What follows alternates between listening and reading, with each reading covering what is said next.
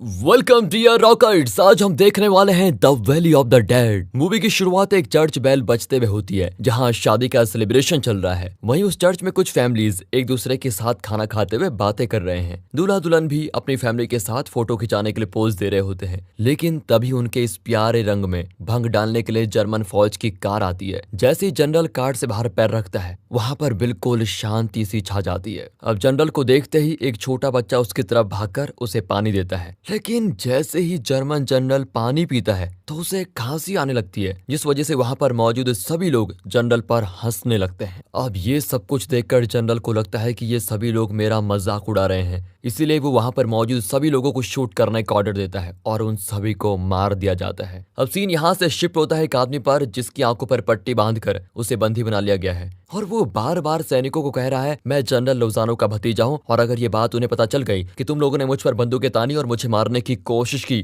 तो तुम सब बड़े खतरे में पड़ सकते हो, इसलिए अच्छा तो यही होगा कि तुम मुझे जाने दो। लेकिन उन सैनिकों पर उसकी बातों का कोई भी असर नहीं होता और वो उस आदमी को मारने वाले होते हैं। तभी वहां पर जनरल लोजानो आ जाते हैं और सैनिकों से कहते हैं कि ये मेरा भतीजा है, तुम इसे छोड़ दो। फिर जनरल के ऑर्डर के बाद उसको छोड़ दिया जाता है। अब हमें अगले सीन में जनरल लोजानो और वही आदमी जिसका नाम जैन है दोनों एक साथ बैठे हुए दिखाई देते हैं। तब पता चलता है कि जैन पेशे से वकील है और वो जनरल का भतीजा नहीं, बस अक्सर अपनी जान बचाने के लिए जनरल का भतीजा होने का झूठ बोलता है। अब जनरल जैन से कहते हैं कि ये तीसरी और आखिरी बार है जहां मैंने तुम्हारी जान बचाई, लेकिन अब तुम्हारी जान के बदले तुम्हें मेरे लिए एक काम करना होगा। जैन पूछता है कि बताइए मुझे क्या करना होगा। फिर जनरल उसको एक लिफाफा देते हुए कहता है तुम्हें इसको कर्नल तक पहुंचाना है। अब जैन को पता चलता है कि कर्नल तो इस वक्त एक ऐसी जगह पर है जहां जाना यानी मौत से दो दो हाथ करना है। लेकिन जैन के लिए मुश्किल ये भी थी कि अगर वो नहीं जाता तो उसे नाजी सैनिक फांसी लगाकर मार देते, इसलिए जैन के पास कर्नल तक जाने के अलावा और कोई रास्ता नहीं था। हालांकि जैन के लिए ये काम उतना मुश्किल भी नहीं है क्योंकि जैन एक वकील होने के साथ साथ एक कैप्टन भी है। जैन के पिता की मौत हो चुकी है लेकिन उसका भाई अभी भी जिंदा है। अब ना चाहते हुए भी जैन कर्नल को चिट्ठी देने के लिए मान ही जाता है। लेकिन जैसे ही वो जनरल को बताता है कि मुझे ड्राइविंग करने नहीं आती तो जनरल उसके साथ डिक्रूज नाम के एक लड़के को भेज देता है जो कि जंग के वक्त फौज से भाग कर आया था, इसलिए उसे यहाँ पकड़ कर रखा गया है। साथ ही डिक्रूज बहुत ही अच्छा ड्राइवर है, इसलिए जनरल जैन के साथ उसे भेज देता है।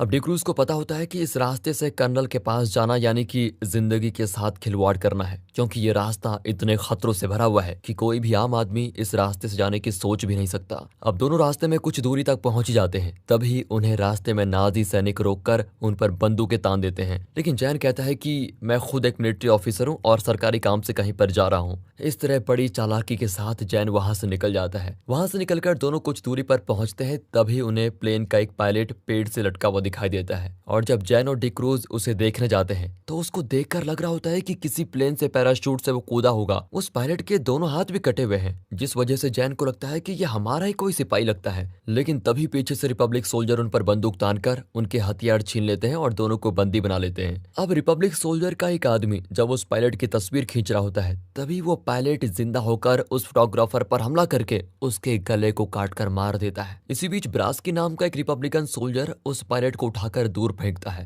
लेकिन पायलट तो रेंगते हुए उनकी तरफ आने लगता है। ब्रास्की उस पर ढेर सारी गोलियां चलाता है लेकिन उस पर कोई भी असर नहीं होता और वो पायलट ब्रास्की को काटने ही वाला होता है। तभी ब्रास्की का सीनियर आकर उस पायलट के सर पर गोली मारकर उसे मार देता है। अब वो फोटोग्राफर उठ खड़ा होता है और उन्हें काटने के लिए बढ़ता है, इसलिए रिपब्लिकन सोल्जर उसे भी मार देते हैं। तभी रिपब्लिकन सोल्जर को आसमान में फाइटर प्लेन जाते हुए दिखाई देते हैं, इसलिए जल्दी से वो अपने कैंप की तरफ जाने लगते हैं। कैंप पहुंचने के बाद उन्हें अपने सभी साथी मरे हुए हालत में मिलते हैं और हर जगह तबाही मची हुई दिखाई देती है। लेकिन उन रिपब्लिकन सोल्जर की आवाज को सुनकर सभी मरे हुए लोग जिंदा हो जाते हैं और उनकी तरफ बढ़ने लगते हैं। इसी बीच एक रिपब्लिकन सोल्जर अपने पापा के पास जाने लगता है जो कि इस वक्त ज़ॉम्बी की हालत में है और फिर सभी ज़ॉम्बी मिलकर उस रिपब्लिकन सोल्जर को मार देते हैं। अब बाकी रिपब्लिकन सोल्जर के पास वहां से भागने के अलावा और कोई भी रास्ता नहीं होता। फिर वो एक नदी के पास आ जाते हैं, वहां से वो छोटी नाव में बैठकर नदी के दूसरे किनारे जाने लगते हैं। लेकिन तभी उनका पाला एक और ज़ॉम्बी से पड़ता है, लेकिन वो सोल्जर उस ज़ॉम्बी को भी मार देते हैं। लेकिन गोली की आवाज को सुनकर बाकी सभी ज़ॉम्बीज उनकी तरफ आने लगते हैं, इसलिए रिपब्लिकन सोल्जर एक एक करके सभी सभी ज़ॉम्बी को मारने लगते हैं, लेकिन अफसोस इस मुठभेड़ में ब्रोस्की ज़ॉम्बी के हाथ लग जाता है और ढेर सारे ज़ॉम्बी मिलकर उसका शिकार कर लेते हैं। अब ज़ॉम्बी से बचने के लिए सभी लोग वहां से निकलते हैं। फिर बहुत दूर जाने के बाद उनको एक घर दिखाई देता है। जैसे ही जैन और रिपब्लिकन सोल्जर उस घर में जाते हैं, तभी उन पर राफेल जूनियर और नन बंदूक तान देती हैं। इसलिए रिपब्लिकन सोल्जर भी उन पर बंदूक तान देते हैं। लेकिन जैन उनसे कहता है कि ये वक्त लड़ाई करने का नहीं है, बल्कि साथ आकर इस मुश्किल हालातों से बाहर निकलने का है। फिर सभी लोग जैन की बात मान लेते हैं। जब जैन आग के पास बैठकर उस लेटर को पढ़ने की कोशिश करता है, तभी गर्माहट की वजह से वो लेटर एक नक्शे में बदल जाता है। अब एंटी नाम के एक आदमी को दिखाते हैं जो ऊपर पहरा दे रहा है। तभी उसकी नजर एक कुत्ते पर पड़ती है जो कि बहुत जोर से भौंक रहा है। अब एंड्रयू ठीक से देखता है तो उसे एक ज़ॉम्बी दिखाई देता है जो कि उनके घर के पास आ रहा है। इसलिए एंड्रयू उस ज़ॉम्बी पर गोली चलाकर उसे मार देता है। लेकिन गोली की आवाज को सुनकर ढेर सारे ज़ॉम्बीज घर की तरफ आने लग जाते हैं और सोल्जर्स पर हमला करके उन्हें मार देते हैं। इसलिए जैन और बाकी सभी उस घर के पीछे से निकलकर उस घर को एक्सप्लोजिव से उड़ा देते हैं। अब सभी वैली की तरफ निकलते हैं, लेकिन जर्मन फौज ने अपनी सुरक्षा के लिए वैली के चारों ओर बिजली के तारों से एक कंपाउंड बनाया होता है। तभी उनकी नजर ब्रास्की पर जाती है जो कि अब ज़ॉम्बी बन चुका है और वो उन बिजली के तारों में अटकता है। जैन ब्रास्की को गोली मारकर उसे इस दर्दनाक जिंदगी से आजाद कर देता है। अब जैन सभी को एक नक्शा दिखाता है और उस नक्शे में इस वक्त वो सभी जहां पर मौजूद हैं वहां पर एक रेड मार्क बना हुआ है। नक्शा देखकर सभी को ऐसा लग रहा होता है कि ये जो भी हो रहा है सब जैन की ही करतूत है और उसी की वजह से ये सभी लोग ज़ॉम्बी बने हैं। तभी जैन कहता है कि मुझे खुद नहीं पता कि ये एक नक्शा है और मेरा यकीन करो इस सब में मेरा कोई हाथ नहीं है। वो आगे कहता है कि अगर हम वैली की तरफ जाएंगे तो शायद बच सकते हैं, लेकिन अब वैली की तरफ जाने के लिए कुछ लोगों की हाँ होती है तो कुछ लोगों की ना। इसलिए सब वोट करते हैं और मेजोरिटी जॉन के साथ होती है और फिर वो सब वैली की तरफ जाने का डिसाइड करते हैं। अब जैन और बाकी सभी वैली की तरफ पहुंचते हैं और ये वैली कोई और नहीं बल्कि मूवी की शुरुआत में हमें दिखाई गई वेडिंग सेरेमनी की जगह है, जहां पर जर्मन सोल्जर्स ने सभी लोगों को मार दिया था। वैली में पहुंचने के बाद उन्हें एक गाड़ी दिखाई देती है और गाड़ी को देखते ही डिक क्रूज उसे ठीक करने के लिए चला जाता है ताकि वो आगे का सफर गाड़ी से तय कर सके। साथ ही उन्हें वहां पर एक नीले कलर का पाउडर भी मिलता है जो कि एक ड्रग है। अब जैन और कुछ लोग पास ही मौजूद एक वेयर हाउस में जाते हैं जहाँ ढेरों सारे मेडिकल इक्विपमेंट्स हैं जिनको देखकर लग रहा है कि हो ना हो यहाँ पर कोई एक्सपेरिमेंट्स हुए हों। अब उन्हें वहां पर कुछ हलचल महसूस होती है, इसीलिए वो वहां पर वार्निंग देकर कहते हैं कि अगर तुम कोई इंसान हो तो बाहर आ जाओ वरना हम अंधाधुंध गोलीबारी करेंगे। तभी वहां से एक लड़की निकलती है और वो लड़की बताती है कि मेरा नाम एना है। और दोस्तों ये लड़की कोई और नहीं बल्कि वही लड़की है जिसे हमें मूवी की शुरुआत में दिखाया गया था, जिसकी शादी हो रही थी और जर्मन सैनिकों ने उन पर गोलीबारी कर दी थी। अब मेटा नाम के सोल्जर एना से पूछती यहाँ पर हुआ क्या था। एना बताती है कि मेरी शादी थी लेकिन जर्मन सैनिकों ने आकर हम पर गोलीबारी कर दी। इसी बीच मेरे हस्बैंड को गोली लगी और वो मुझ पर गिर गए जिस वजह से मैं बच गई। इसी बीच एक रिपब्लिकन सोल्जर के हाथ में एक फाइल लग जाती है जिसमें ज़ॉम्बी के एक्सपेरिमेंट की सारी जानकारी होती है, जिससे सबको पता चल जाता है कि ये ज़ॉम्बी किसी एक्सपेरिमेंट की वजह से ही बने हैं। लेकिन वो रिपब्लिकन सोल्जर उस फाइल को देने से मना कर देता है क्योंकि वो उस फाइल को गवर्नमेंट को सौंपकर उनसे मोटी रकम हासिल करना चाहता है। इसलिए जब वो सोल्जर उस फाइल को लेकर दरवाजे के बाहर निकलता है उस पर ढेरों सारे ज़ॉम्बीज हमला कर देते हैं और उसे वहीं काट खाते हैं। इसलिए जैन और बाकी सभी लोग उस दरवाजे को बंद करके दूसरे दरवाजे से भागने लगते हैं, लेकिन एना बहुत ही जख्मी होती है, उससे चला ही नहीं जाता।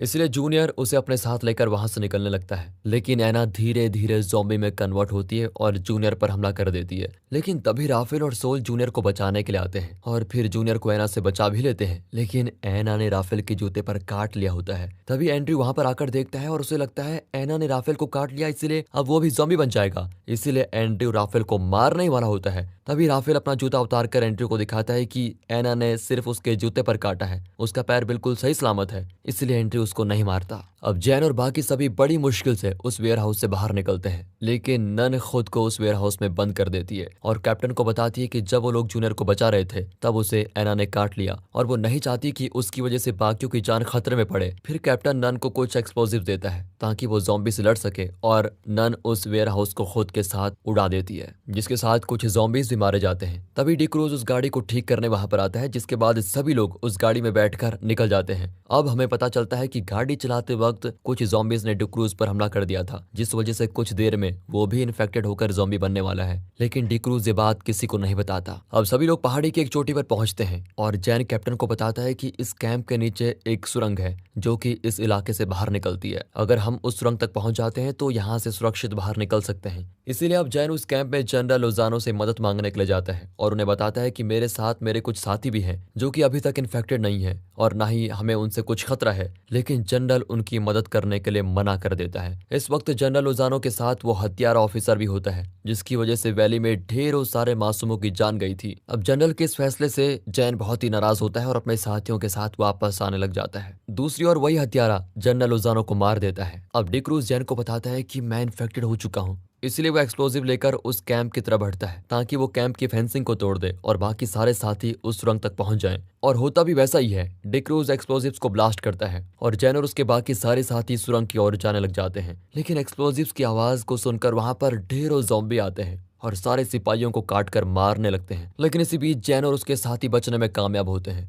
अब दिखाते हैं तो जैन, कैप्टन और मेटा ज़ॉम्बी के बीच में फंसे हुए हैं, लेकिन राफेल वहां पर आकर उन तीनों को बचा लेता है। अब जैन और मेटा दोनों इस बीमारी का एंटीडोट लेने के लिए आगे जाते हैं और दूसरी ओर कैप्टन वहां पर एक ट्रेन को स्टार्ट करने लगता है। यहाँ दिखाते हैं तो जूनियर और एंड्रयू उन ज़ॉम्बी से बचने के लिए एक ट्रक में घुस जाते हैं और आखिरी बार अपनी फैमिली को याद करके एक्सप्लोजिव्स के साथ खुद को उड़ा देते हैं, जिसमें कई सारे ज़ॉम्बीज भी मारे जाते हैं। अब जैन और मेटा भी उस लैब में पहुंच चुके हैं जहां पर वो हत्यारा अपने अंदर उस नीले ड्रग को इंजेक्ट कर रहा है। जैन उससे एंटीडोट के बारे में पूछता है, लेकिन वो कहता है कि इसका कोई एंटीडोट नहीं है और देखते देखते वो भी ज़ॉम्बी बन जाता है। इसलिए मेटा उसके सर पर शूट करके उसको मार देती है। लेकिन इसी बीच जैन के हाथ पर एक ज़ॉम्बी काट लेता है और मेटा जैन को बचाने के लिए जैन का इन्फेक्टेड हाथ काट देती है ताकि उसकी जान बच जाए। लेकिन मेटा की चलाई गई गोली की आवाज को सुनकर ढेरों सारे ज़ॉम्बीज उनकी तरफ आने लगते हैं। इसलिए अब जैन और मेटा खुद को बचाने के लिए लैब में रखे एक बॉक्स में खुद को कैद कर लेते हैं। दूसरी ओर कैप्टन, जो कि ट्रेन को स्टार्ट करने की कोशिश कर रहा था, उसे ढेर सारे ज़ॉम्बीज घेर लेते हैं।